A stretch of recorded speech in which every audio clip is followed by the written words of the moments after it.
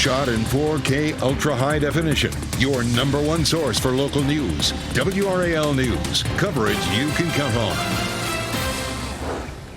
Breaking news, a person is dead after an overnight crash on I-40 in Raleigh. What we know about the scene that cleared after 3 this morning. And it looks drier today. Definitely rain back to the west, but I'll show you why it stays to our west one more day before it moves our direction. And the future of fluoride. Today, one community will consider removing it from the water supply. How this could affect thousands of people in Wake and Harnett counties. From wherever you are consuming your news this morning at 4:30. We're just glad you're doing it with us. I'm Jeff Hogan. And I'm Renee Chu. Great to have all the early risers with us on this Thursday morning as we make it through this week. We'll help you ease into the morning. Meteorologist Elizabeth Gardner in the WRAL Severe Weather Center with a look at how our morning and afternoon will shape up. We have a high pressure system that's up to our north and east, and it's going to exert its influence down into North Carolina today. We are likely to have rain and thunderstorms just to our west, but those stay to the west today. Take a look. You can see skies are pretty clear this morning from Rocky Mount to Goldsboro, and we start to see more clearing as we get through the morning. And then most of the rain ends up back here from Charlotte northward and doesn't affect our viewing area today. That takes us all the way through 5 o'clock. So expect it to be a dry day today, but all of this begins to move eastward into our area tomorrow. So we'll see a big change tomorrow. 64 degrees is our temperatures. We're stepping out the door this morning. 64 Fayetteville, 48 in South Hill. Again, we have that cooler, drier air coming in from the northeast. We're definitely seeing a difference in our temperatures in our northeastern counties. This afternoon should be lovely with partly cloudy skies and a high of 81. We'll talk more about rain for the rest of the week coming up. Elizabeth, thank you for that. As we take a look at this scene, a person killed in a crash on I-40. This is right near Rock Quarry Road. The WRAL Breaking News Tracker was there, captured this video of that scene just before midnight. The other driver was not hurt. Raleigh police say no charges are expected, and we are working to learn what led up to the crash. Also this morning, keeping kids safer from gun violence. That is the goal of a new program to be announced today. And WRAL's Kelsey Coffey is live at Garner Magnet High School. Kelsey, NC Safe for Schools. It'll provide gun storage and other resources for families. Tell us about this. Yes, Jeff, that announcement will be happening here at Garner High School in the next few hours. Parents will now have access to free resources about gun safety through the NC Safe program. About 30 community members heard from state safety leaders yesterday at Wake County Parent Safety Night. Many of those speakers were featured on our WRAL documentary last year, Unsafe, North Carolina Kids Dying from Gun Violence. 83 guns were found on North Carolina school campuses last year. In 75% of those cases, students brought those guns from home. That's according to the Department of Public Safety. Just this week, York Elementary School reported bullets were found in their cafeteria, and loaded guns were found at Southeast Raleigh High School and Enloe High School earlier this year. This problem is not a zip code problem. It's an everyone problem. It's an everyone solution. The district is set to make that announcement this morning at 10 o'clock. Kelsey Coffey, WRAL News, live in Wake County. Thousands of people are making their way to Vatican City to pay their respects to Pope Francis. This is a live look inside St. Peter's Basilica, where his body will lie in state for 2 more days before his funeral on Saturday. Crowds rushed toward the Basilica to try to get in before viewing was paused last night. It was extended past midnight to try to keep up with the large number of people. The long lines outside in St. Peter's Square have at times stretched beyond the walls of Vatican City. Operations will resume like normal today at Jordan High School in Durham. It was on lockdown for nearly 2 hours yesterday after reports of gunshots nearby. Police say officers found several shell casings near the school on Garrett Road right around noon. School officials tell us the lockdown was a precaution and the incident happened off campus. Durham police didn't find a victim and are still looking for the people involved. The lockdown was lifted around 1:30. The debate over water additives has been heating up nationwide. Tonight, Harnett County officials will decide whether they will continue adding fluoride to their water supply. WRAL's Eric Miller is live at the Harnett County Health Department. Eric, this could impact people in other areas, including some who live in Wake County. Renee, Fuquay Arena gets some of its water from Harnett County. Holly Springs gets all of its water from here in Harnett County. So the decisions made today here at this health department could have some pretty wide-reaching consequences. Now, the Harnett County Health Department will be having a special called meeting to discuss fluoridation this evening at 6 p.m. Fluoridation here in Harnett goes all the way back to the 1950s, but the additive, which advocates say has helped improve public health over the decades and prevent cavities, has come under increased scrutiny, with Robert F. Kennedy Jr. now heading up the Department of Health and Human Services. RFK has argued that fluoride has zero actual advantage when applied to drinking water and has considered pushing the CDC to change its recommendations to communities all across the country. Now, the health department is expected to take some action here today to make that recommendation to either take fluoride out of drinking water or keep it in. The Harnett County Board of Commissioners will then be following up this meeting next week. In Harnett County, Eric Miller, WRAL News. Wake County educators are rallying against proposed school budget cuts. The district says it needs $60 million beyond its current budget to continue operating as normal and open 4 new schools next year. Superintendent Robert Taylor says he doesn't think the county will be able to come up with that kind of money. He is asking for $42 million and is looking to cut more than $18 million from the budget. Educators are demanding a budget with no cuts and instead more money for facilities and maintenance. The cuts are less than 1% of the $2.2 billion operating budget. A huge wildfire in New Jersey is now about 50% contained, but many people who live near this remain uneasy this morning. The fire has burned nearly 13,000 acres near the Jersey shore. At least 5,000 people have been forced to evacuate their homes. Authorities say no homes have been damaged and no one has been hurt. At least one business was destroyed by the fire. A burn ban is in place across Nebraska as wildfires there are growing. One fire has burned nearly 7,000 acres and killed 45 cattle. Authorities say high winds and challenging terrain are complicating their effort to get that fire under control. A woman is charged with second-degree murder after the death of her 1-year-old baby. 19-year-old Mariah Dawson was arrested and charged with murder and child abuse. Investigators say they were called to Hod Hat Drive in Fayetteville April 9th and found the baby unresponsive. Officials say the baby was left unattended in a bathtub and drowned. President Trump says Ukrainian President Volodymyr Zelensky is standing in the way of a peace deal between Russia and Ukraine. Trump says Zelensky must recognize Russian control of Crimea, a region that has been in dispute for more than a decade. In a post on Truth Social, Trump said Zelensky has no cards to play and called on him to get a deal done. A deal proposed by the U.S. with Russia also calls for no future NATO membership for Ukraine. Special U.S. envoy Steve Witkoff is due to meet with Russian President Vladimir Putin tomorrow to negotiate. Students at Florida State are rallying for gun reform after the recent school shooting there. Students marched to the state capitol yesterday to call for new legislation. 2 people died, several others were hurt in the shooting on FSU's campus last week. Students say they want to see gun laws reevaluated. That includes mental health evaluations. State School Superintendent Mo Green says North Carolina's public schools are complying with federal non-discrimination laws. Green responded to a request from the U.S. Department of Education, which threatened North Carolina's future federal funding if schools didn't comply. The Trump administration said diversity, equity, and inclusion programs that advantage one race over another are not compliant. Green says schools are following the rules. Happening tonight, the first round of the NFL draft will take place in Green Bay. The city is welcoming hundreds of thousands of fans for the 3-day event. The Tennessee Titans will be the first team on the clock when the draft starts at 8 tonight. The Carolina Panthers have the 8th overall pick. Connecting with the community, local police walk the streets, meeting people where they live. The return of cops on the block in Raleigh. On the chopping block, 20% of FEMA staff are expected to take voluntary buyouts from the Trump administration. How the reduction could impact disaster preparedness ahead of this year's hurricane season. Quiet day today, reduced rain chances. This is a live look over North Hills right now. Meteorologist Elizabeth Gardner is tracking those lower risk for storms today and when chances will increase once again.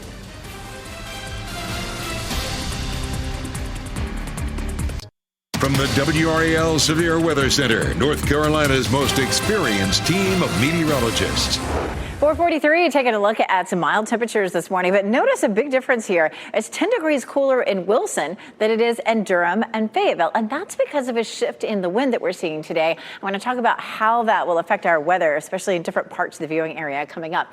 We do have clear skies right here in Raleigh, but looking at some other places this morning, we're dealing with some cloud cover, so variable conditions as you're heading out the door this morning. Looking dry today. Tomorrow, our chance of rain goes up to 30% and then 70% chance on Saturday. We're going to walk you through that, kind of help you plan your weekend in just a little bit. But hour by hour, again, looks good today. Walking the dog this morning or this evening. Temperatures close to 60 this morning. We'll have a high this afternoon of around 81 degrees. Thanks, Elizabeth. Today, Governor Josh Stein will honor people from across the state with an induction into the Order of the Longleaf Pine. The honor is given to North Carolinians who've dedicated their careers to public service. Stein will also present the laurel wreath to people who've made outstanding contributions to sports and athletics. The ceremony starts at 4 this afternoon. In Wake County, a retired sergeant was honored with a special drive-by parade and flag presentation. Roy Woodleaf worked as a sergeant for the Wake County Sheriff's Office, and he made the decision to retire as he battles ALS.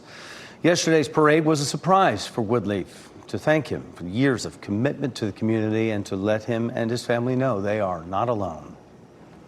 Immigration is one of the most talked about and divisive issues of 2025. A new WRAL documentary called Crossing Borders, Immigration and Division in North Carolina takes viewers inside the debate. The WRAL documentary team talked to families who've been separated and deputies working with ICE. Sometimes they treat us like criminals, and we're not criminals. Drug dealers or cartel members or gang members. I don't want them in Alamance County. The documentary also looks at proposed state legislation that would require the Highway Patrol and other law enforcement agencies to work with ICE. You can watch Crossing Borders, Immigration and Division in North Carolina on WRAL.com in the documentary section, or go to WRAL's YouTube page. Raleigh police officers took a stroll down Renfro Road as part of the Cops on the Block initiative. The event is designed to help connect officers to the neighborhoods they serve. The initiative began in 2022, and now Chief Rico Boyce is bringing it back to the city. Neighbors were able to ask officers questions and share their concerns. We want to make sure the public understands that we are here to collaborate with them, that we can't do this by ourselves. We can't do this on our own. We need the assistance of the community. Raleigh police plan to bring Cops on the Block to every district in the city. The next event is this Saturday on Jacqueline Lane from noon to 1. Cary is taking extra steps to keep people safe at bus stops around town. Go Cary installed solar-powered lights to select bus stops. They posted this video on social media. It's to provide a safe and more convenient experience. The lights are easy to use and powered by the sun. NASCAR's Mission 600 rolled into its 8th year. It's an outreach program that pairs NASCAR drivers with service members for a look at their training. Daniel Suarez visited Fort Bragg yesterday, and he and members of his team greeted troops and participated in activities, including weapons training and using the flight simulator. That's impressive, you know, the level of discipline that is required to be this good in what they do is impressive. So nothing but respect for the men and women that are here training, and looking forward to continue to learn more about it. Suarez is becoming a regular. He also visited the post last year. Yesterday's visit comes ahead of the Coca-Cola 600 at Charlotte Motor Speedway next month. Duke is adding a new team, not one you'll see on the scoreboard, but one that's showing up on every field and court. It is called the Athletics Climate Team, and they're taking on sustainability one game at a time. The university's new initiative brings together more than 40 people, including coaches and athletes, all focused on saving energy and making game days greener. That includes cutting waste, hosting gear drives, and sourcing more food from local farms. We found that student athletes care, and that our student athletes were inspired and interested in doing this and using their platform to do this work. The effort will expand green games and eco-friendly upgrades like LED lighting and turf made out of sugar cane that uses less water. Well, with hurricane season just around the corner, FEMA is losing 20% of its staff. About 1,000 full-time FEMA workers are expected to take voluntary buyouts. That includes employees who oversee response plans and disaster recovery. They are part of the Department of Government Efficiency's latest staff reduction efforts. President Trump has called FEMA partisan, ineffective, and unnecessary. 4:48 is the time right now on a Thursday morning. There's some cloud cover out there. Elizabeth Gardner over in the WRAL Severe Weather Center right now. It's like a blanket. It's keeping us pretty mild. It is, yeah, definitely. Here's a look at North Hills this morning, and we're definitely seeing some cloud cover in places. 64, the temperature heading out the door, at least in the Triangle. We have a wide range in our temperatures. Look at this. It's 47 in South Hill, but 64 in Durham. It's 54 in Rocky Mount, 53 in Goldsboro, but 63 in Clinton. So we have cool air that is coming in out of the northeast. There's a high pressure system to our north that's pushing the cool air in. So even closer to the Triangle area, it's 56 in Wake Forest and 64 in Morrisville. So it's kind of neat to see that big difference. Garner's at 59, 61 in Apex, 62 in Chapel Hill. So it's a good bit cooler in our eastern counties right now. And again, that's all based on the wind direction. So right now, our wind is coming out of the northeast, and that's starting to cool off our northeastern counties first. As we get through the day today, the wind will begin to shift first to easterly, then southeasterly, and then eventually, as we get into the day tomorrow, we see all this warmth start to push in. So a warmer day for us tomorrow. It'll still be mild today, 81 in Raleigh and Durham, 83 degrees in Fayetteville. 75 is our normal high. We're looking at 80s again for Saturday and Sunday, and then turning cooler on Monday and Tuesday after a front comes through. Look at this cool picture of the fog. Jim Barrett sent us this one from Lewisburg. A really neat shot there. Go to WRAL.com/report it and send us your photos. For today, we'll have that northeasterly flow, and that's actually going to hold any rain back to the west. We take a look at Futurecast. Some cloud cover from the Triangle area westward as that northeasterly flow just keeps everything back here. So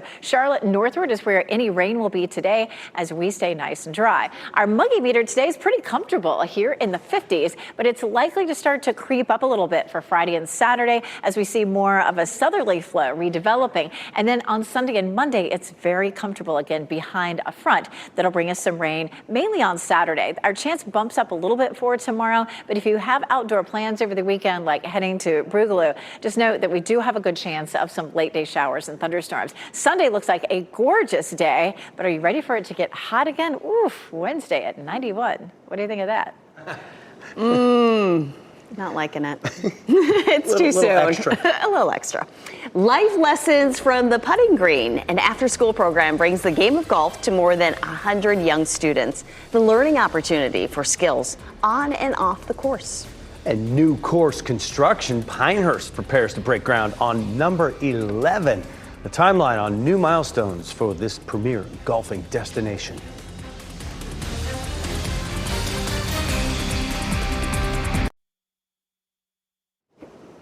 Prepare for a dose of nostalgia. Yeah, from excitement surrounding a Boston boy band to the inside scoop from a beloved childlike comedy character. David Daniel shares the details in today's Hollywood Minute.